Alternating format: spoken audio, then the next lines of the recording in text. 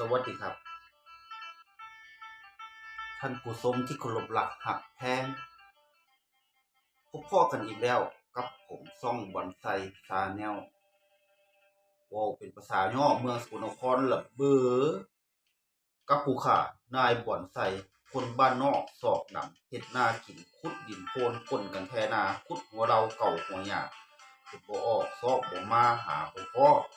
ก็เบิ่งกันแลกันเป็นพี่เป็นน้องกันอย่า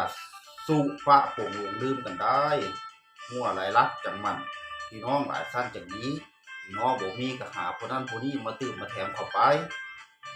ให้มันวุ่นวายสายสาเข้าไปหารตื่นขึ้นมาก็คือเก่าทำมาหากินคือเก่าบุกเข้าไปสู้เข้าไปดุแล้วมีสู้ซีละหั่งสิมานอนวันฟันเข่ามันก็บ่คือได้เอามันดีมากได้มื้อนี้ก็สิมีคลิปอันนึงเด้น้องกมลรัตนาแห่งบ้านห้วยทรายเพิ่นส่งมาให้ป๊อบอายว่าซั่นบ้าเป็นจังได๋น้อป๊อบอายเชิญรับชมได้เลยครับนี่จะปล่อยลงดูมือเอาธรรมดาเนาะปล่อยลงธรรมดาเอาเบ่งดูบัดนี้ปึ๊บห่วยป๊อบอายนี่แบบนี้ก็มีเนาะห่วยทางนี้ดิป่วยแล้วดิปึ๊บกึ๋งเอาส่งหาเลยบัดนี้ป๊อบอายต้องนี่เลยป๊อบอายป๊อบอายแท้แล้วนี่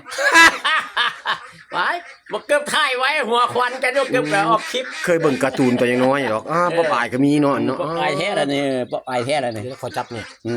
แข็งตัวเนื้อเลยกล้ามคือเป็นอย่างนั้นคือกระดกอย่างนั้นไข่คือไข่เลยเนาะเป็นได้ครับผมป๊อบอายเคยเบิ่งแต่ในการ์ตูนสมัยยังน้อยแล้ววะมาคือได้ล่ะป๊อบอายกล้ามลาวขอบคุณน้องกมลรัตนาแห่งบ้านห้วยทรายแล้วก็กราบขอบพระคุณท่านอาจารย์ดับเกิดวงศ์กาฬสินธุ์ที่เป็นแบบอย่างให้ได้ศึกษาลำเรียนนะครับขอบคุณหลายๆเด้อสวัสดีครับ